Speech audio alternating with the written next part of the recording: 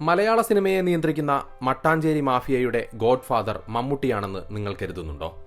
ഒരിക്കലുമല്ല. അയാൾക്കതാവാൻ കഴിയില്ല. കാരണം സ്വന്തം ന്യൂനതകളെക്കുറിച്ച് ബോധവാനായ ഒരാൾ അയാളുണ്ടാക്കിയ പടച്ചട്ടയിൽ നിന്ന് പുറത്തിറങ്ങി ഒരു ഗ്യാങ്സ്റ്റർ ആവണമെങ്കിൽ ഇമേജ് കോൺഷ്യസ് എന്നൊരു പ്രേതത്തെ കുടത്തിലടച്ച് കടലിലെറിയണം. മമ്മൂട്ടി എന്ന വ്യക്തി ഇമേജ് കോൺഷ്യസിന്റെയും തൻ പ്രമാണിത്വത്തിന്റെയും കുലപതിയാണ്. അയാളെ മതമോ പാർട്ടിയോ മനുഷ്യത്വമോ പൂർണ്ണമായി കീഴടക്കിയാൽ അയാളുടെ ന്യൂനതകൾ എല്ലാം ബാലൻസ് തെറ്റി പുറത്തുവരും. അതുകൊണ്ട് തന്നെ ഒരു സൗഹൃദം പോലും മമ്മൂട്ടി പരിധി വിട്ട് ആസ്വദിക്കില്ല എന്നുള്ളതാണ് സത്യം. ഇനി ഈ പറയുന്ന മട്ടാഞ്ചേരി മാഫിയയുമായി എന്താണ് മമ്മൂട്ടിക്ക് ബന്ധമെന്ന് നോക്കാം. ആ കഥ പറയും മുൻപേ കേരളത്തിന്റെ സിനിമാ ലോകം തിരുവനന്തപുരത്ത് നിന്ന് മാറി കൊച്ചിയിലേക്ക് വന്നതും ചെന്നൈയിൽ നിന്ന് പൂർണ്ണമായും കൊച്ചിയിലെത്തിച്ചതും എങ്ങനെയാണ് എന്ന് പഠിക്കണം. ഒരിക്കൽ മേരിലാൻഡും ഉദയയും തിരുവനന്തപുരം ആസ്ഥാനമാക്കി നടത്തിയിരുന്ന സിനിമാ വ്യവസായം പിന്നീട് പ്രിയദർശനും മോഹൻലാലും സുരേഷ് കുമാറും മണിയമ്പിള്ള രാജുവും ചേർന്ന സൗഹൃദ വലയത്തിൽ ഗാന്ധിമതി ബാലനും അപ്പച്ചനും PV ഗംഗാധരനും സുബ്രഹ്മണ്യൻ മുതലാളിയുമൊക്കെ ചേർന്ന് കൈപിടിച്ച് നടത്തിയ പുഷ്കര കാലഘട്ടത്തിന്റെ ഫലമായി നിലവിട്ട് വളർന്ന തിരുവനന്തപുരം ഫ്രട്ടേണിറ്റി പത്മനാഭനെ മറന്ന് ബിസിനസ്സും ബോളിവുഡുമൊക്കെ ലക്ഷ്യമായി ചന്നം ഭിന്നം പറന്നുകൊണ്ടേയിരുന്നു. അതിനൊക്കെ തന്നെയും കാരണവുമുണ്ടായിരുന്നു. പക്ഷേ ആ കാലഘട്ടത്തിലും മമ്മൂട്ടി തിരുവനന്തപുരം കൂട്ടായ്മയിൽ അംഗമല്ലാതെ തന്നെ കൊച്ചിയിൽ നിന്ന് അവരോടൊപ്പം സഹകരിച്ചു. ആ തിരുവനന്തപുരം കോക്കസ് ദുർബലമായ സമയത്താണ് കൊച്ചി ബേസായി മിമിക്രി കലാകാരന്മാരുടെ വളർച്ചയും അവർക്ക് സിനിമാ മോഹം പൂർണ്ണമാകണമെങ്കിൽ തിരുവനന്തപുരം ഗ്യാങ് കനിയണമെന്ന് തോന്നുന്നിടത്താണ് കൊച്ചി കൂടാരമാക്കി സിദ്ദിഖ് ലാലുമാരും നവാഗത സംവിധായകരും വരുന്നത്. അവിടെയാണ് ലാൽ മീഡിയയും തച്ചങ്കരിയുടെ സ്റ്റുഡിയോയും എല്ലാം പ്രസക്തമാകുന്നത്. പക്ഷേ ആ ലോബിയെ ലോബിയാക്കിയെടുത്തത് കലാഭവൻ കൂട്ടായ്മയും ദിലീപും ചേർന്നാണ്. ദിലീപിന്റെ വളർച്ചയായിരുന്നു കൊച്ചിയിലേക്ക് സിനിമാ മേഖല വരാൻ കാരണമായതിന്റെ പ്രധാന കാരണവും. ഇതിന് അമ്മയിലൂടെ മമ്മൂട്ടിയും ഇക്ക ഫാൻസും കൈയയഞ്ഞ് സഹായിച്ചു കൊടുത്തു. പക്ഷേ ഇതൊരു സ്വാഭാവിക ലോബി മാറ്റം മാത്രമായിരുന്നു. ഇതിൽ രാഷ്ട്രീയമോ അതല്ലെങ്കിൽ അമിത വൈരങ്ങളോ പണത്തിന്റെ കുത്തൊഴുക്കോ ഒന്നുമില്ലാതെ പഴയ പോലെ കുറെ കാസ്റ്റിംഗ് കൗച്ചുമായി മുന്നോട്ടു പോയി. പക്ഷേ ഇടയിൽ വെച്ച് ദിലീപ് വീണു. ദിലീപിനെ വീഴ്ത്തി. കലാഭവൻ മണി അവസാനിച്ചു. ലാൽ മീഡിയ പൂട്ടി. ഈസ്റ്റ് കോസ്റ്റ് വിജയൻ ഒതുങ്ങി. അത്യാവശ്യം സിനിമാ പ്രാന്തുണ്ടായിരുന്ന അറ്റ്ലസ് രാമചന്ദ്രനും വീണു. സെൻട്രൽ പിക്ചേഴ്സും 7 ആർട്സും ഒക്കെ പതുങ്ങിപ്പോയി.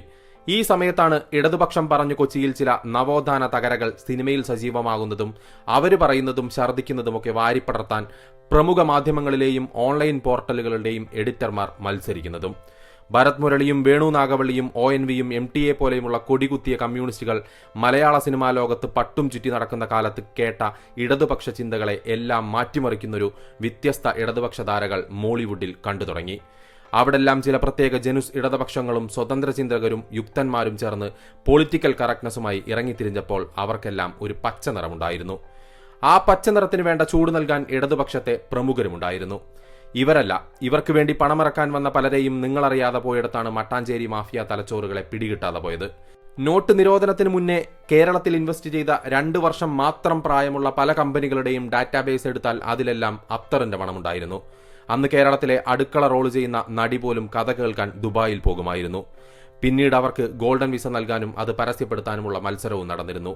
അന്ന് മുതൽ മുടക്കിയ പല ആളുകൾക്കും പ്രൊഡക്ഷൻ ഹൗസുകൾക്കും വിദേശബന്ധം മാത്രമല്ല, കേരളത്തിലെ 3 പ്രമുഖ പാർട്ടികളിലും അവരുടെ നേതാക്കളുമായി അടുത്ത ബന്ധമുണ്ടായിരുന്നു. കേരളത്തിൽ സ്വർണ്ണ ബിസിനസ് മാത്രം നടക്കുന്ന ഒരു ചെറിയ ടൗണിലേക്ക് വിദേശ നിർമ്മിത കാറുകളുടെ പടയോട്ടം തന്നെയുണ്ടായിരുന്നു. സ്വർണവും പണവും സിനിമയും ഇടതുപക്ഷവും ചേർന്ന ഒരു ഡെഡ്ലി കോംബോയ്ക്ക് ലേശം മയക്കുമരുന്ന് കൂടി എത്തിച്ച് യുവതലമുറയിലെ കഴിവുള്ള ചില കലാകാരന്മാരെ കൂടെ കൂട്ടി. അവരെ മുതലെടുക്കാനും അവർക്ക് അവസരങ്ങൾ കൃത്യമായി നൽകാനും മമ്മൂട്ടിക്കൊരു പ്രത്യേക ആവേശമുണ്ടായിരുന്നു. പ്രഗത്ഭരായ പല സംവിധായകന്മാരെയും ഒഴിവാക്കി ഈ പൊളിറ്റിക്കൽ കറക്റ്റ് സംവിധായകന്മാർക്ക് അവസരം നൽകാൻ എവിടുന്നോ ഒരു ഉത്തരവുണ്ടായിരുന്നു മമ്മൂട്ടിക്ക്. ഈ സമയത്തും ഇപ്പോഴും മലയാള സിനിമയെ നയിക്കുന്ന പണത്തിന്റെ 70% പണമിറക്കുന്നത് സ്ക്രീനിൽ എഴുതി കാണിക്കുന്ന പ്രൊഡ്യൂസർമാരല്ല, അവർ തന്നെ വളർത്തുന്ന ചില ഓൺലൈൻ മീഡിയകളുമുണ്ട്. ഈ ലോബിക്ക് ഒരു പ്രത്യേകതയുണ്ട്. മുഖ്യധാരയിലെ ഹിന്ദു നടന്മാരെ ഇവർ ഉപയോഗിക്കില്ല. പക്ഷേ ദേഹത്ത് ചെകുവേര കയറിയ ന്യൂജൻ ഹിന്ദു നടന്മാർക്ക് ഇവർ അവസരം കൊടുക്കും. ഒപ്പം ശരാശരിക്ക് മാത്രം താഴെ നിൽക്കുന്ന പല നടന്മാരെയും ഇവർ കോടികൾ പ്രതിഫലം വാങ്ങുന്നവരായി ഉയർത്തിവെക്കും.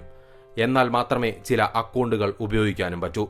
ഈ നവജാത കലാകാരന്മാരുടെ സ്ക്രിപ്റ്റിലാണ് അവരുടെ ഉദ്ദേശ ലക്ഷ്യം ഒളിപ്പിച്ചു കടത്തുന്നത്. മമ്മൂട്ടിയെ പോലുള്ള ഒരു നടൻ ക്യാമറയുടെ ലെൻസ് പോലും നിർണ്ണയിക്കുന്നിടത്ത് സ്ക്രിപ്റ്റുകൾ വായിച്ചില്ല എന്ന് പറഞ്ഞാൽ വിശ്വസിക്കാൻ പറ്റില്ല. ഇത്തരം സ്ക്രിപ്റ്റുകളോടുണ്ടായ ആഭിമുഖ്യം എങ്ങനെയുണ്ടായി എന്ന് ചോദിച്ചാൽ വിദേശ ബിസിനസ് ലോബിയിങ്ങിലൂടെയാണ്. കേരളത്തെ സംബന്ധിച്ച് ഈ ബിസിനസ് ലോബി ദുബായും ഖത്തറും അടങ്ങുന്ന മുസ്ലിം രാജ്യങ്ങളുമായി ബന്ധപ്പെട്ട് കിടക്കുന്നുണ്ട്.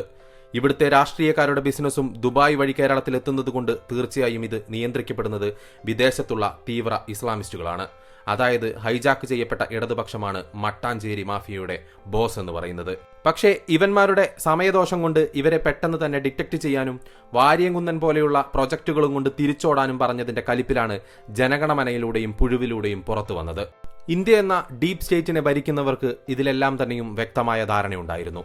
അതുകൊണ്ടാണ് അറബ് രാജ്യങ്ങളുടെയും ലോബിയിങ്ങിന്റെയും പ്രധാന ചാനലായ ഒപ്പെക്കിന്റെ എണ്ണ വ്യവസായം വഴിയുള്ള ഇന്ത്യൻ സമ്പദ് വ്യവസ്ഥയിൽ നടത്തിയിരുന്ന സ്വൈരവിഹാരം നരേന്ദ്രമോദി തടഞ്ഞുവെച്ചത്.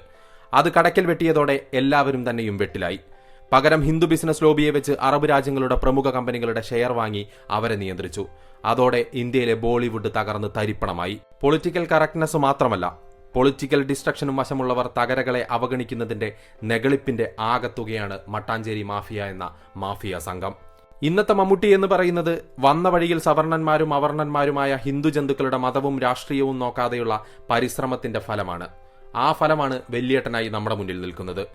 അത് വല്ല പുഴുക്കൾക്കും തിന്നാൻ കൊടുത്ത് വാർദ്ധക്യകാലം അവലക്ഷണം പിടിപ്പിക്കാതിരിക്കാനുള്ള ബുദ്ധി മമ്മൂട്ടി കാണിക്കേണ്ടത് അത്യാവശ്യമാണ്. ഫാസിസ്റ്റുകളുടെ ഒരു പത്മ അവാർഡ് വരാനുണ്ട്.